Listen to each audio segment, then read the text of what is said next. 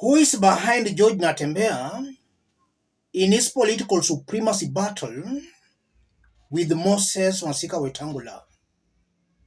That's a question some of our fans here have been asking me. In this video, I want us to put things into perspective for Kenyans to understand what's going on behind the scenes. Let's listen to one of Oscar Sudi's aides speaking about 2 days ago. Natembeya, nilikuambia utatembea mzuri. Nilikuambia hiyo kelele yako hiyo Natembeya. Yaani umeshika kiketi. Umeshika kiketi mwezi mwaka moja na mwezi sita. Unaanza kuwa na mpembe. Unataka kukuza Papa Roma. Unajua Papa Roma amekaa kwa kiketi miaka ngapi? Tena Papa Roma ni kingpin, lakini tulikuwa tunasema ni kingpin, lakini sasa ni kingpin. Natembeya. Hii sio Rift Valley wewe uona gerere. Utapatana na Papa Roma bwana, my friend. Utalimwa na utatandazwa bado. Hiyo ndio kionjo kwanza. Mimi nasikia leo ulikimbia mpaka ukawacha viatu. Kuja chukua viatu kwanza huko venye ulikuwa. Kuja chukua viatu yako mzee. Tajesa That's one of Oscar Sudi's aides. And clearly he can't speak what his boss does not want to hear. So he's just speaking what his boss Oscar Sudi would love to hear. And we also know Oscar Sudi is a very close Ruto ally, and he might have gotten the bearing in this fight between Natembeya and Wetangula. And one funny thing about that Oscar Sudi's aide, some months back, he used to attack Okanga. And then later, we also saw Sudi starting to attack Nuru Okanga.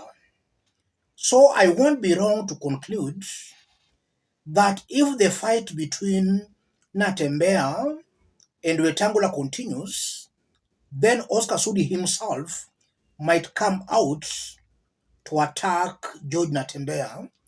And I'm saying that basing my argument on what I've seen in the past. So, what's going on here, ladies and gentlemen? Let's also listen to Rigathi Gachagua himself speaking about 2 months ago. That was in February when he was in Trans Nzoia County. Listen to this. Deputy Speaker, unaniambia ati nimwambie Natembeya akae karibu na mimi. Mimi hata sitahili kumwambia. For Natembeya is a natural step because Natembeya is government from the time he was employed to today. Huyu tulikuwa na yeye na uniform moja. Mimi nilikuwa mkubwa kwake, tulikuwa madio pamoja. Alafu akakuwa DC. Hii mtu hata ukikata damu yake ni serikali. Si ndio? Ndio alikuwa anahangaisha huyu Ngeno. Because alikuwa mtu ya serikali, one of the most efficient administrators ambaye tumekuwa nayo katika Kenya hii. The blood of George Natembeya is government. Sasa wewe bwana George Natembeya, wewe ni serikali tangu zamani. You have no business in opposition. Hiyo watu hata mwezi elewana, kwa sababu wewe si mtu ya maandamano, wewe si mtu ya kuweka sufuria kichwa, wewe si mtu ya kelele, wewe ni mtu ya serikali tangu zamani. Kweli ama uongo? Mnataka akae na serikali? And bwana Natembeya, come, we work together. We have worked with you before. You are government. You understand government like the back of your hand. You know how useful it is to be in government. Please lead the people of Trans Nzoia into government so that they can get a lot of development. They can get services from the government. So George Natembeya requires no invitation to government. He is government by blood. Si ndio? Hata akisimama hapa anaongea kama serikali. Huyu hawezani na mambo ya upinzani. Hawezi, he is not. His DNA is government. That was Rigathi Gachagua speaking in February at a function in Trans Nzoia County. And at that time, you are seeing Rigathi Gachagua was imploring upon George Natembeya to join the government. And before that, Natembeya himself was accusing Rigathi Gachagua of fueling the fight between him and his deputy, the deputy governor. For some months, there were fights between Natembeya and his deputy. Natembeya was accusing Rigathi of fueling the fights.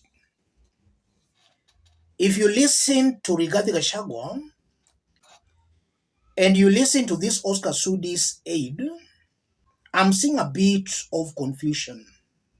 And this confusion best defines Kenya Kwanza government. The government is not reading from the same page. Each and every person in government seems to be singing his or her tune.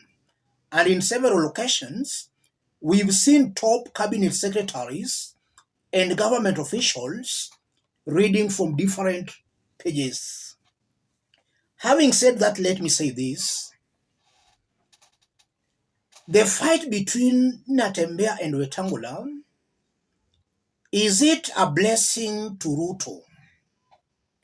Is it a blessing to Ruto? And I'm asking that question because we've also seen on the mountain Rigathi and Ndinyoro fighting. So is this fight between Natembeya a blessing to Ruto or a curse to Ruto?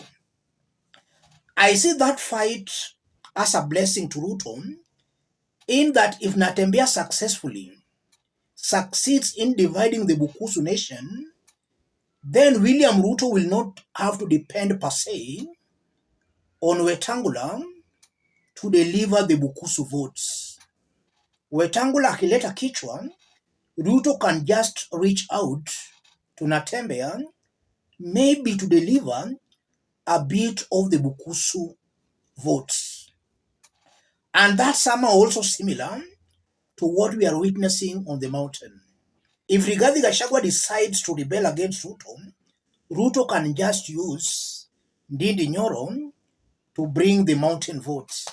So the division between Natembeya and Wetangula, so I'm seeing it as a blessing to Ruto. Ruto would love that fight to continue. But is Ruto using Natembeya to fight Wetangula? That's something that cannot be ascertained. But I'm seeing a William Ruto who is actually sitting on the fence looking at these two leaders fight. I'm seeing a William Ruto who as of now has not taken a stand or a position. He's still observing things, sitting on the fence.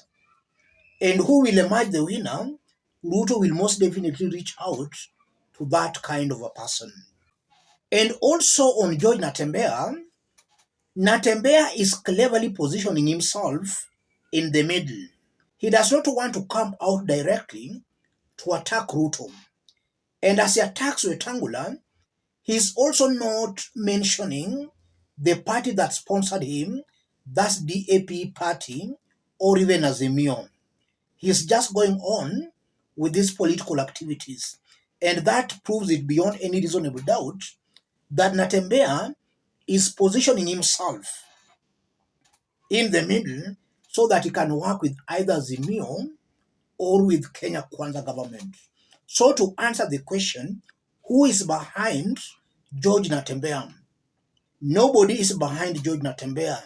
Natembeya is just an ambitious politician who is trying to create his own space in the Bukusu politics. Nobody is behind him.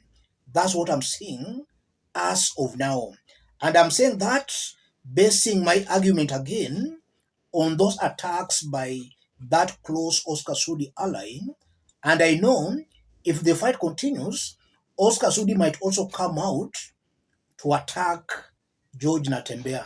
So I'm seeing a George Natembeya who is just fighting his own battles. Nobody's behind him. He's just trying to create his own space in the Bukusu politics. Let me stop it there, ladies and gentlemen. In case you are watching us, but you have not yet subscribed, subscribe, give this video a like. Let's meet in our next analysis. Thank you.